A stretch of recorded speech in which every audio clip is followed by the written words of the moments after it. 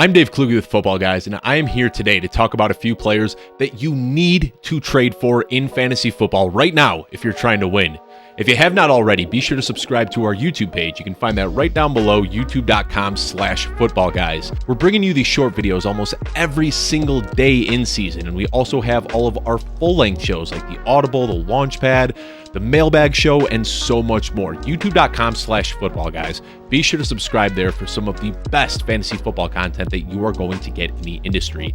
Now let's go ahead and dive in, talking about 3 players who you need to go out and trade for right now. The first guy I want to talk about is somebody who I've been talking about since before last season kicked off, and he finally has his opportunity. Khalil Herbert has looked like the better running back in Chicago for the last 2 years now, and the eyes aren't the only thing that dictates that. On an efficiency basis, Khalil Herbert has been outperforming David Montgomery for the last 2 years. Now, Herbert isn't one of those football players that's just dripping with talent. He's not especially big or fast, but he's just a very natural runner that has a way of finding creases in the defense and ripping off big plays. And that can be shown by his yards before contact. Last year, he averaged half a yard more before contact than David Montgomery did running behind the same offensive lines. This year, and granted it's on a very small sample size, but he is averaging 4.9 more yards before contact on each carry than David Montgomery is. That vision is showing up and making him look like a very capable NFL running back. Obviously, if David Montgomery has to miss any time, Khalil Herbert is a plug-and-play smash start, probably fitting in somewhere around that RB1, RB2 turn. Now, I think Khalil Herbert without David Montgomery is more valuable than David Montgomery is on his own. Right now, they're splitting carries, about 2/3 going to David Montgomery and 1/3 going to Khalil Herbert. Well, with Tristan Ebner being the only other guy in the backfield right now, Khalil Herbert probably sees somewhere between 80 to 90% of the touches going forward. Like I mentioned earlier, because he has been such an efficient running back, there's a very good chance that we see him maintain some of that workload even when David Montgomery returns. Luke Getsy, the offensive coordinator for the Chicago Bears, has always deployed some sort of a committee. I'm sure you remember those frustrating days a few years ago where Aaron Jones could not get the opportunity that we wanted because Jamal Williams kept getting touches.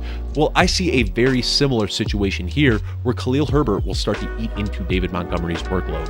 Not only is he an elite handcuff, but I think that he could have some standalone value as a flex player going forward. Khalil Herbert is a guy that I am trying to get on any roster where I don't already have him. The next guy I want to talk about almost made it in my article last week as a player that was trending up, but better late than never. Mack Hollins smashed last week. Playing opposite Davante Adams on the Las Vegas Raiders, he had 8 catches for 158 yards and a touchdown. And it wasn't fluky. This guy didn't just rip off one big play that padded his numbers.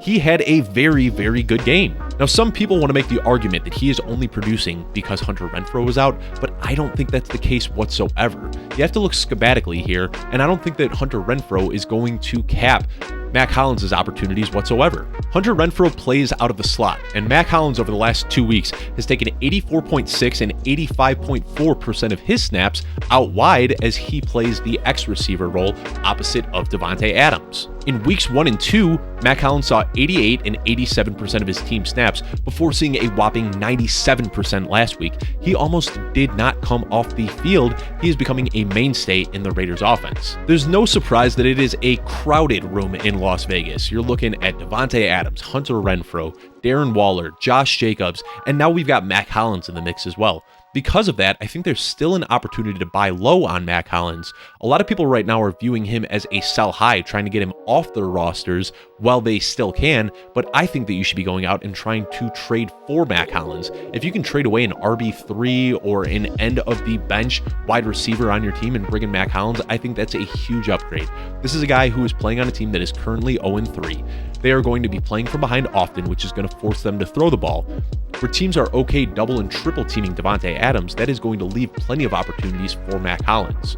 Mack Hollins isn't a household name. He was drafted as a 24-year-old 4th rounder, bounced around between Philadelphia and Miami before finally landing in Las Vegas. That reminds me a lot of Zay Jones, who didn't do much early in his career, but had a great season last year in Las Vegas, completely turned it around, and is now a focal point of the Jacksonville Jaguars offense. Right now, you can go out and acquire Mack Hollins for close to nothing, and if you're in a deep league, I think he is a plug-and-play wide receiver 3 for the rest of the season. At worst, You're not giving up all that much, and you are acquiring a guy with a massive ceiling. Now, the last guy I want to talk about might not necessarily be a buy low, but I am okay buying high on this player. Chris Olave is smashing expectations through the first few weeks of his NFL career. Despite getting almost no looks at all in week 1, he currently has 268 receiving yards. That is the 5th most among all wide receivers in NFL history through their first 3 games. Right now, he has 536 air yards, leading the entire NFL. To put that into perspective, Mark Andrews is second in air yards with 376. That's right, Chris Olave has over 150 more air yards than the next closest player in the league. Chris Olave wasn't a guy that was really touted by a lot of fantasy analysts. He doesn't have elite size. He's kind of fast, but he was a late declare coming out of college after playing his senior year. And because of that, fantasy analysts were just enamored with other guys in the draft. Traylon Burks and Drake London, and rightfully so, they're very good players. But the New Orleans Saints clearly liked what they saw in Chris Olave, and that's why they drafted him 11th overall. He is immediately making an impact as the team's wide receiver 1. He has seen 13 targets in back-to-back weeks now. After week 1, I crowned Michael Thomas as the Saints wide receiver 1, but I might have gotten a little bit ahead of myself. We should have waited to see how this crowded wide receiver room was going to shake out, because it is clear that right now Chris Olave is the wide receiver 1. After seeing what guys like Jamar Chase and Justin Jefferson have done over the last couple of years as rookies, I don't think you could pay enough to go out and acquire Chris Olave right now. I'm valuing him as a top 24 wide receiver for the rest of the season, and I am more than happy to pay that on the trade market to make sure I get him on my team. The article that I write every single week for Football Guys has some guys trending up and other guys trending down. I talked about the players that are trending up that I think you should go out and try to trade for right now, but if you want to see the guys that are trending down, go ahead and click the link in the description below to read the full article. As always, be sure to subscribe at youtube.com/footballguys. Give us a thumbs up if you like the video, and leave us a comment below if you have anything to add. You can follow me on Twitter at Dave Kluge, that's Kluge. I want to thank you so much for checking this out, and I'll see you next week.